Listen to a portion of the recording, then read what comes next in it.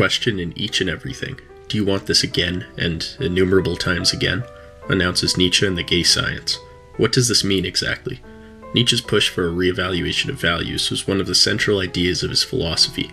Instead of taking things that we deem good or right as is, such as treating your neighbor with kindness or being humble, he took on the role of an archaeologist and attempted to dig up the histories that led us into thinking these actions and moral laws were right to begin with.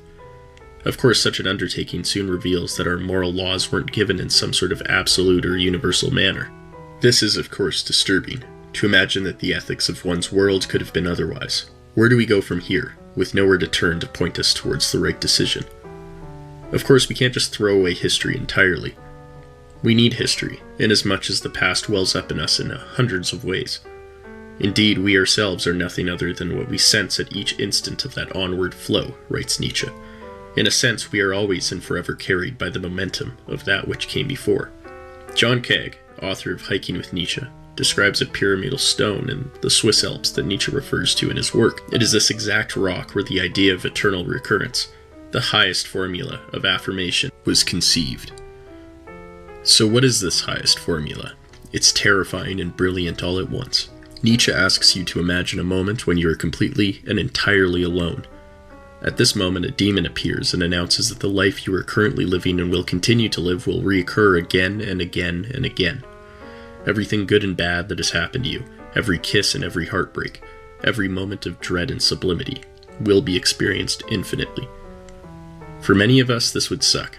A lot. Schopenhauer even notes that he who lives to see 2 or 3 generations is like a man who sits some time in the conjurer's booth at a fair and witnesses the performance twice or thrice in succession. The tricks were meant to be seen only once, and when they are no longer novelty and cease to deceive, their effect is gone. Certainly living the same life over and over would be boring, and likely uncomfortable. However, Keg rightfully observes that such a what-if scenario is to be taken as a challenge, or better, a question, that is to be answered not in words but in the course of life. Suddenly every action would become meaningful and heavy. Such a way of life requires one to be well adjusted, as in, to choose wholeheartedly what we think and where we find and create meaning. If you're going to end up doing the same thing for eternity, you probably want to choose the right thing to do. It should also be noted that the demon comes when you are entirely alone, hence we have no choice in appealing to any institution or person or ideology.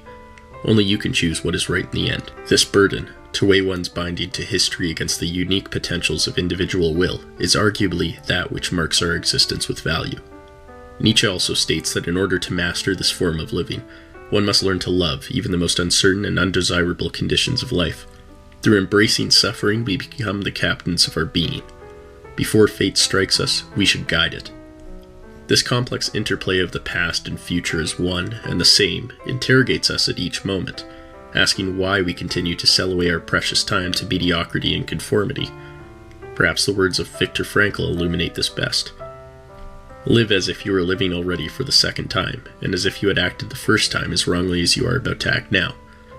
It seems to me that there is nothing which would stimulate a man's sense of responsibleness more than this maxim, which invites him to imagine first that the present is past, and second, that the past may yet be changed and amended.